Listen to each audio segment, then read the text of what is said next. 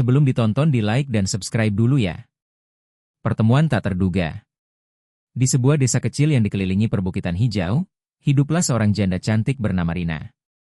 Usianya baru menginjak 35 tahun, namun kehidupan telah memberinya begitu banyak cobaan. Suaminya meninggal dalam sebuah kecelakaan tragis, meninggalkannya dengan hutang yang menumpuk. Demi bertahan hidup, Rina bekerja sebagai penjual kue keliling. Senyumnya yang manis dan ketulusan hatinya membuatnya disukai banyak orang di desa, namun nasib baik seolah enggan berpihak padanya. Suatu hari, saat Rina menjajakan kuenya di pasar, langkahnya terhenti di depan sebuah rumah tua yang megah. Rumah itu milik Pak Darto, seorang kakek berusia 75 tahun yang dikenal sebagai orang paling kaya di desa. Meski hartanya melimpah, ia hidup dalam kesepian setelah istrinya meninggal bertahun-tahun lalu. Anak-anaknya menetap di kota dan jarang pulang. Kakek Darto dikenal sebagai pria bijak, tetapi juga pemilih dalam hal siapa yang boleh masuk ke dalam kehidupannya.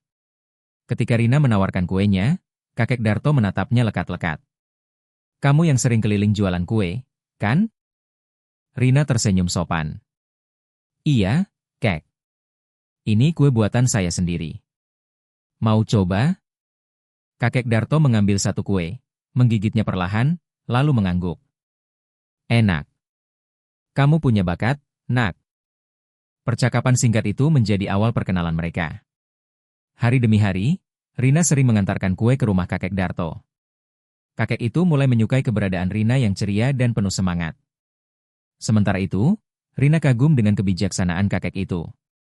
Perlahan, hubungan mereka berkembang menjadi persahabatan yang tidak biasa, seorang janda muda dan seorang pria tua yang sudah di ujung senja hidupnya. Namun, tidak semua orang menyambut baik kedekatan mereka. Beberapa warga mulai berbisik-bisik, mengatakan bahwa Rina hanya mengincar harta kakek Darto. Gosip semakin liar, namun Rina tetap bersikap seperti biasa. Ia menghormati kakek itu tanpa mengharapkan apapun. Suatu malam, saat Rina hendak pulang dari rumah kakek Darto, hujan deras mengguyur desa. Kakek Darto menawarinya untuk berteduh. Mereka mengobrol lebih lama dari biasanya. Dalam percakapan itu, kakek Darto menatap Rina dengan mata penuh harapan. "Rina, bagaimana kalau kamu tinggal di sini?" katanya tiba-tiba. Rina terkejut. "Maksud kakek? Kamu wanita baik, pekerja keras, dan tidak seperti yang orang-orang katakan. Aku butuh teman, dan aku ingin menolongmu juga. Bagaimana kalau kita menikah?" Rina terpaku. Pernikahan? Dengan pria setua kakek Darto? Ia tidak pernah membayangkan hal itu sebelumnya. Namun, dalam hatinya, ia tahu kakek Darto adalah pria baik yang tulus. Apakah ini jawaban atas semua kesulitannya selama ini? Tanpa sadar, ia menatap pria tua itu dengan mata berkaca-kaca. Hidup memang penuh kejutan, dan mungkin ini adalah takdir yang sudah digariskan untuknya. Pernikahan yang mengejutkan. Berita pernikahan antara Rina dan kakek Darto menyebar dengan cepat di seluruh desa. Banyak yang terkejut, beberapa mencibir, dan tidak sedikit yang mencurigai motif Rina. "Janda itu pasti hanya mengincar harta," bisik seorang ibu-ibu di warung. "Tidak mungkin dia sungguh-sungguh mencintai seorang kakek tua." Namun, Rina tidak peduli dengan komentar miring itu.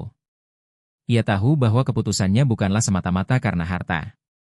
Kakek Darto adalah pria baik yang telah memberinya kenyamanan dan perlindungan, sesuatu yang tidak ia dapatkan selama bertahun-tahun setelah suaminya meninggal. Hari pernikahan tiba. Tidak ada pesta mewah, hanya akad sederhana di rumah kakek Darto, disaksikan oleh beberapa orang terdekat. Rina mengenakan kebaya putih sederhana, sementara kakek Darto tampak gagah dengan pakaian tradisionalnya. Saat ijab kabul diucapkan, hati Rina berdebar kencang. Ia kini resmi menjadi istri pria yang usianya hampir 2 kali lipat darinya. Malam itu, setelah tamu-tamu pulang, kakek Darto menatap Rina dengan lembut. "Mulai sekarang, rumah ini adalah rumahmu juga. Kamu tidak perlu takut atau merasa sendiri lagi." Rina mengangguk. "Terima kasih, kek. Aku akan berusaha menjadi istri yang baik." Hari-hari pertama sebagai istri kakek Darto terasa aneh bagi Rina. Ia harus terbiasa dengan rutinitas baru, mengurus rumah yang jauh lebih besar dari gubuk kecilnya dulu, dan menghadapi pandangan sinis dari beberapa warga. Namun, ia tetap menjalani semuanya dengan ketulusan hati. Sementara itu, anak-anak kakek Darto yang tinggal di kota mulai mendengar kabar tentang pernikahan ayah mereka. Mereka tidak senang. Mereka melihat Rina sebagai ancaman, seseorang yang mungkin akan mengambil warisan mereka. Tak butuh waktu lama sebelum mereka datang untuk menghadapi ayah mereka dan istri barunya. Saat Rina melihat mobil mewah berhenti di depan rumah, ia tahu badai sesungguhnya baru saja dimulai. Akhir bahagia. Anak-anak kakek Darto mencoba menekan ayah mereka agar menceraikan Rina, namun kakek Darto tetap teguh. Rina berusaha membuktikan ketulusannya dengan merawat kakek Darto sepenuh hati. Lambat laun, anak-anaknya mulai melihat bahwa Rina bukanlah wanita mata duitan seperti yang mereka kira. Ketika kakek Darto jatuh sakit, Rina yang dengan setia merawatnya, sementara anak-anaknya hanya datang saat ada urusan warisan. Melihat pengorbanan Rina, kakek Darto memutuskan untuk menulis ulang surat wasiatnya, memastikan bahwa Rina tidak akan kehilangan tempat tinggalnya. Setelah kepergian kakek Darto, anak-anaknya mencoba merebut seluruh harta warisan, tetapi Rina tidak tertarik pada kekayaan.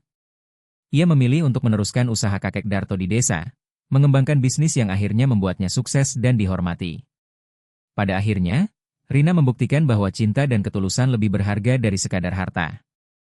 Ia melanjutkan hidup dengan penuh kebahagiaan, membawa kenangan indah tentang kakek Darto dalam hatinya.